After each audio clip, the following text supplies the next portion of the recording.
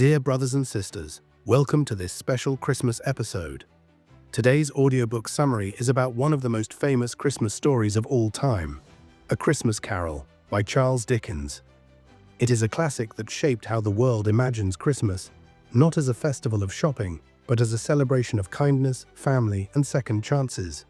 In this episode, you will first hear the story of Ebenezer Scrooge.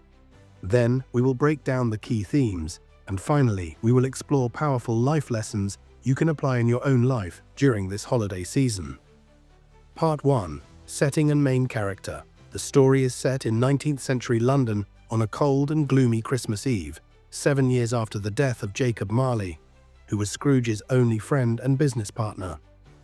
Ebenezer Scrooge is introduced as a hard-hearted, miserly old man who hates Christmas, hates joy, and hates spending money, even on basic comfort like heating for his clerk, Bob Cratchit.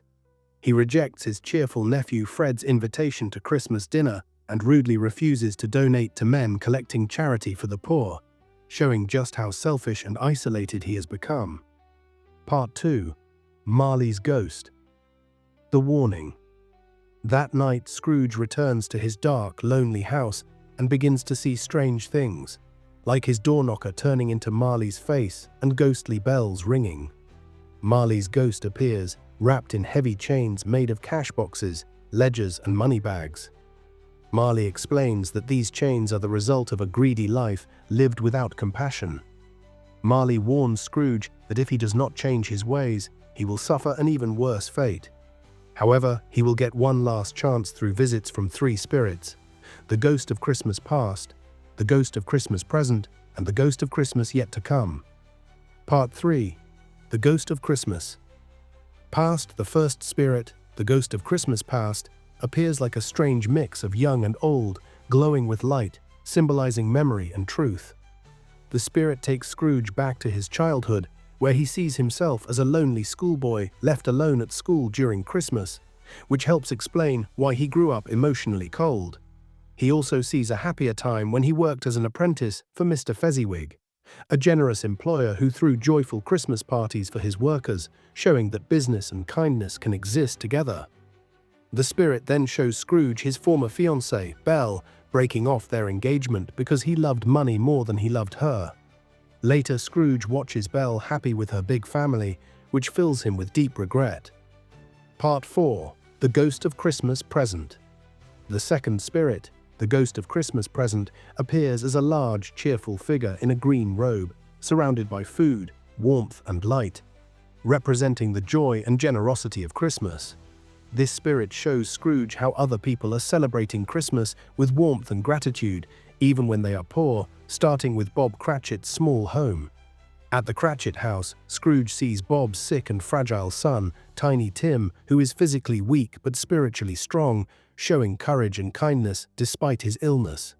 When Scrooge asks if Tiny Tim will live, the spirit hints that the boy may die if nothing changes and painfully throws back Scrooge's earlier cold words about the poor being better off dead, making Scrooge feel deep shame. The spirit also shows Scrooge his nephew Fred's Christmas party, where Fred defends Scrooge's character, saying he still hopes his uncle might change someday, highlighting the power of unconditional goodwill in family. In a dark and powerful moment, the ghost of Christmas present reveals 2 starving children hidden under his robe, named Ignorance and Want, symbolizing the consequences of society's greed and neglect of the poor. Part 5. The Ghost of Christmas Yet to Come. The final spirit, the ghost of Christmas yet to come, is silent, dark, and terrifying, resembling the Grim Reaper and representing the fear of the unknown future and death. This spirit does not speak, but leads Scrooge through scenes that show people talking casually and even happily about a man's recent death, making jokes because they never respected him. Scrooge sees thieves selling the dead man's belongings, including his bed curtains, and realizes how little love or honor that man inspired. The spirit then shows the Cratchit family in mourning because Tiny Tim has died, and Scrooge watches Bob Cratchit try to stay strong for his family while carrying unbearable sorrow. Finally, Scrooge is taken to a neglected grave and discovers that the lonely dead man everyone mocked was himself, Ebenezer Scrooge. This realization completely shatters his pride and makes him beg for a new Christmas morning. Scrooge wakes up in his own bed, realizing that it is still Christmas Day and that he has been given a second chance at life and goodness. Overjoyed, he laughs, cries, and starts acting differently immediately. He sends a large turkey to the Cratchit family anonymously and becomes friendly and generous to the people he meets. He goes to his nephew Fred's house and joins the Christmas dinner, where he is warmly welcomed, symbolizing his reconnection with family and community. Scrooge also raises Bob Cratchit's salary, helps Tiny Tim get the care he needs, and becomes like a second father to the boy, ensuring that Tiny Tim does not die and grows up healthy. By the end, Scrooge becomes known as a man who embodies the true Christmas spirit all year round, proving that it is never too late to change. Part 7. Key Themes. Explained, the central theme of the story is redemption. No matter how selfish or cruel someone has been, they can transform if they truly face their past, present, and possible future and choose differently. Another powerful theme is moral responsibility, the idea that being not criminal is not enough. People have a duty to actively show compassion and help others, especially the poor and vulnerable. The story also explores the contrast between wealth and happiness. Scrooge is rich but miserable, while families like the Cratchits are poor but filled with love, gratitude, and faith. Family and community are highlighted as true sources of warmth, shown in scenes with Fred's party and the Cratchit home, where relationships matter more than money. Finally, the novella connects Christmas and tradition with values like kindness, generosity, forgiveness, and reflection, suggesting that the Christmas spirit should guide people beyond just one day. Part 8. Life Lessons for Today. What can this story teach you? Lesson 1. It is never too late to change. Even if someone has made years of selfish choices, one honest look at their life and a sincere decision to act differently can completely alter their future. You can start today. Lesson 2. Money is a tool, not a purpose.